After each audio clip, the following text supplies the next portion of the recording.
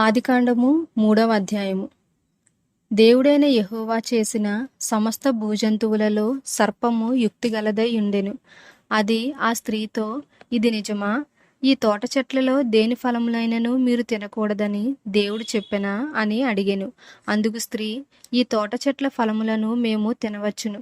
అయితే తోట మధ్యనున్న చెట్టు ఫలములను గూర్చి దేవుడు మీరు చావకుండునట్లు వాటిని తినకూడదనియు వాటిని ముట్టకూడదనియు చెప్పెనని సర్పముతో అనెను.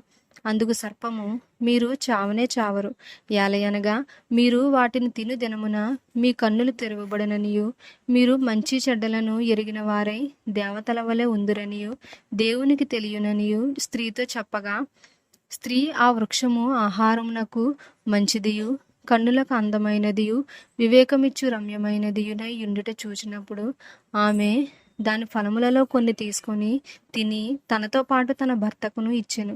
అతడు కూడా తినెను. అప్పుడు వారిద్దరి కన్నులు తెరవబడెను. వారు తాము దిగంబరులమని తెలుసుకొని అంజూరపు ఆకులు కుట్టి తమకు కచ్చడములను చేసుకొనిరి. చల్లపూటను ఆదామును అతని భార్యయు తోటలో సంచరించుచున్న దేవుడైన యెహోవా స్వరమును విని దేవుడైన యెహోవా ఎదుటికి రాకుండా తోట చెట్ల మధ్యను దాగుకొనగా, దేవుడైన యెహోవా ఆదామును పిలిచి, నీవు ఎక్కడ ఉన్నావనెను. అందుకతడు, నేను తోటలో నీ స్వరము వినినప్పుడు దిగంబరినిగా నుంటిని గనుక భయపడి దాగుకొంటిననెను.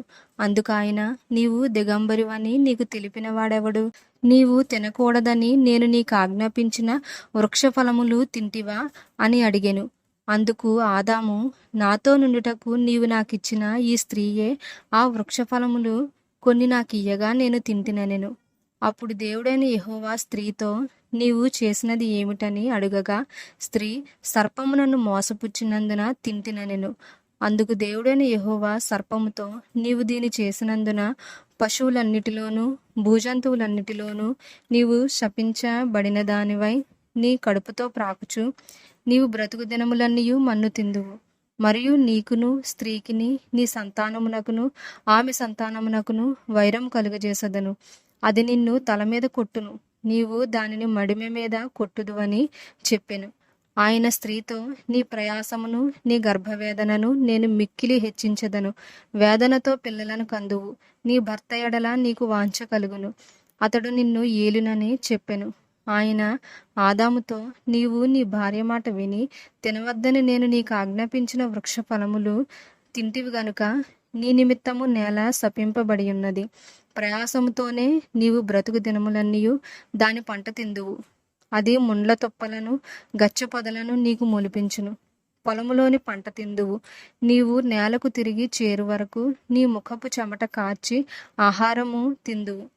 ఏలయనగా నేల నుండి నీవు తీయబడితివి, నీవు మన్నే గనుక తిరిగి మన్నైపోదువని చెప్పెను.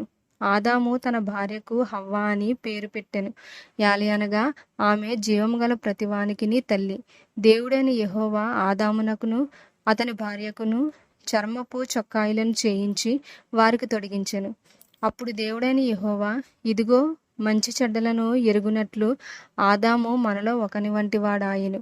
కాబట్టి అతడు ఒకవేళ తన చెయ్యి చాచి జీవ వృక్ష ఫలమును కూడా తీసుకొని తిని నిరంతరము జీవించునేమో అని దేవుడైన యెహోవా అతడు ఏ నేల నుండి తీయబడినో దాని సేద్యపరచుటకు ఏదేను తోటల నుండి అతని పంపివేశెను.